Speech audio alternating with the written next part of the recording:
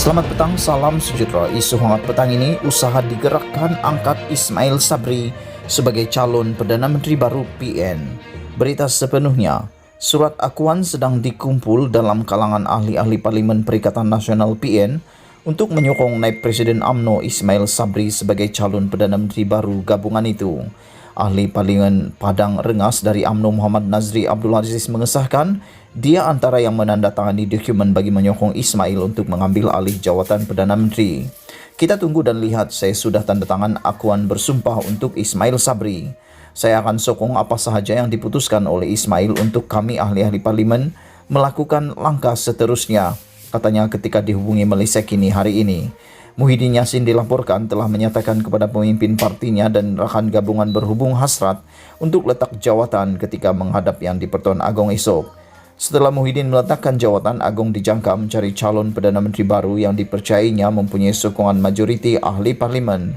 Muhyiddin kehilangan majoriti setelah 15 daripada 18 ahli parlimen UMNO diketuai Presiden Ahmad Zahid Hamidi menarik balik sokongan terhadapnya selaku Perdana Menteri. Ahli Parlimen Pagoh itu mempunyai sokongan 100 ahli parlimen, kurang 11 untuk mencapai majoriti. Kini terdapat 220 ahli parlimen di Dewan Rakyat dengan 2 kerusi kosong.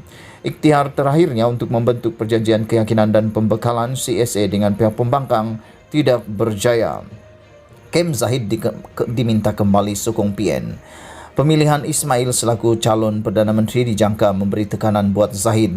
Langkah itu melemahkan hujah Zahid bahawa UMNO wajar mengambil alih kepimpinan kerajaan, tetapi pada masa sama menghalangnya daripada meletakkan calon Perdana Menteri daripada kemnya sendiri. Ismail memerlukan sokongan 11 daripada 15 ahli parlimen UMNO yang menarik sokongan mereka kepada Muhyiddin bagi mendapatkan majoriti meskipun ia bukannya majoriti yang selesa. Ini berdasarkan anggapan bahawa semua ahli parlimen kerajaan sedia ada yang sebelum ini menyokong Muhyiddin akan menyokong Ismail. Ahli parlimen di kem Ismail sudah pun mengutarakan naratif ini dengan menggesa 15 ahli parlimen UMNO untuk kembali kepada PN yang bakal diketuai Ismail. Nazri berkata lagi, kem Zahid tidak ada alasan untuk tidak menyokong pencalonan Ismail. Sekarang dengan berundurnya Muhyiddin, tak ada sebab mengapa kita perlu berpecah kerana semua orang sokong kerajaan PN, katanya.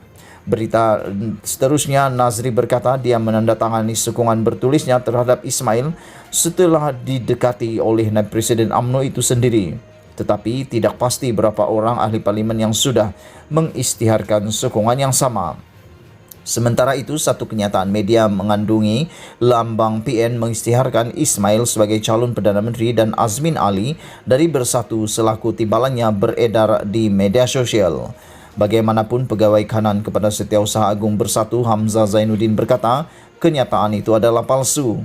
Ditanya apakah mereka ada calon khusus untuk jawatan timbalan Perdana Menteri, Nazri berkata hal itu terpulang kepada Ismail. Kami akan sokong sesiapapun yang bakal Perdana Menteri lantik sebagai timbalan Perdana Menteri, katanya. Berita dipetik dari Malaysia Kini. Sekian isu hangat petang ini. Jangan lupa tekan butang subscribe dan kita jumpa lagi. Bye-bye.